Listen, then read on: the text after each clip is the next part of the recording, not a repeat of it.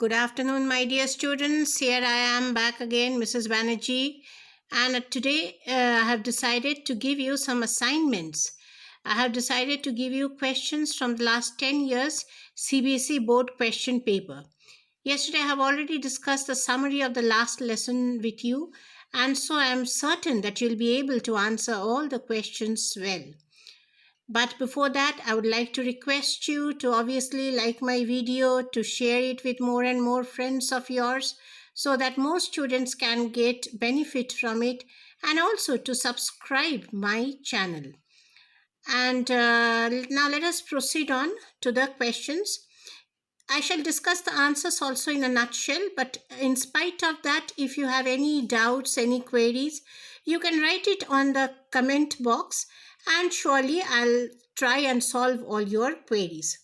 Now let us move on to the first question. The question is, how was the scene in the school on the morning of the last lesson different from that on other days? How was the scene different? You know it very well, that every day one could hear the sound of the lessons being repeated in unison, the ruler of the teacher rapping, but that day everything was silent like Sunday morning.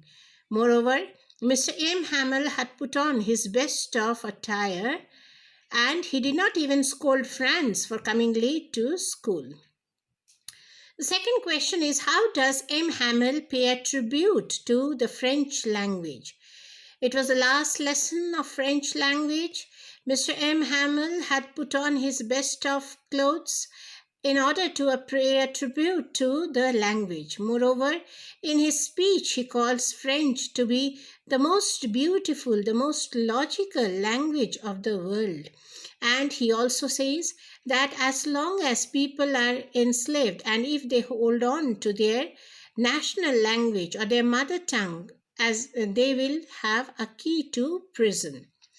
The third question is, what a thunderclap these words were to me. Which were the words that shocked and surprised little Franz?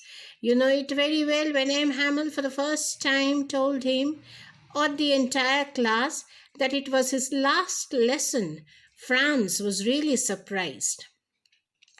Now let us move on to question number 4. Who did M. Hamel blame for the neglect of learning on the part of boys like Franz? Mr. M. Hamel said that it was a collaborative effort. M. Hamel himself is to be blamed, for he has often neglected his duty as a teacher. The parents are to be blamed because they had sent their children to mills instead of sending them to school. And that is how they have all neglected their duties.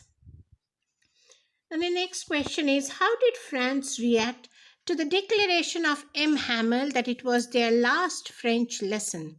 When Franz heard that it was their last French lesson, the words were like a thunderclap. It was like a shock to little Franz, and he wanted to study his mother tongue, but there was no such option left.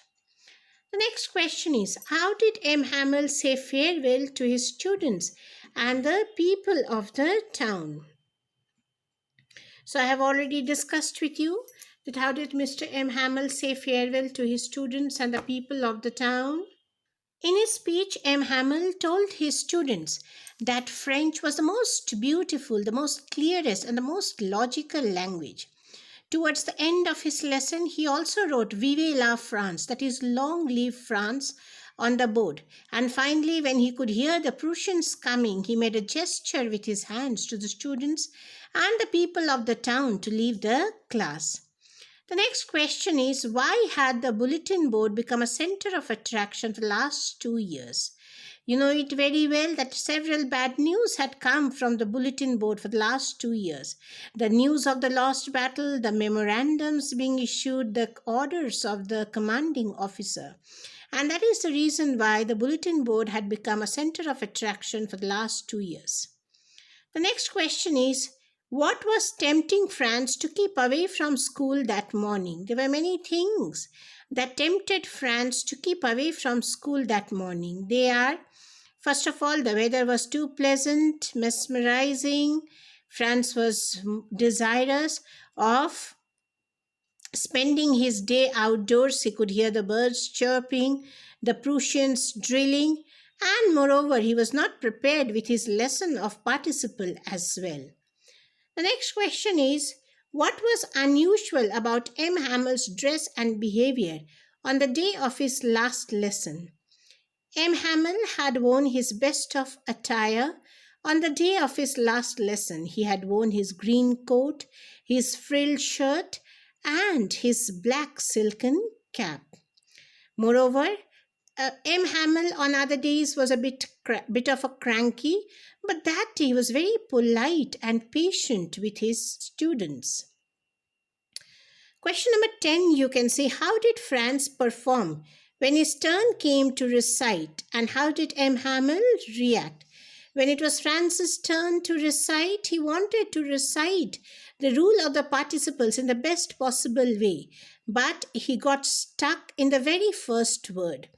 Mr. M. Hamel did not scold him. On the contrary, he was really patient and kind with Franz. Question number 11, you can see. How did M. Hamel blame the parents and himself for neglecting their duties? So I have already discussed the question with you previously. I believe you'll be able to solve it. And the last one is, how was M. Hamel dressed differently that day? So with this, we come to the end of short questions. I believe you know short questions are to be answered in 30 to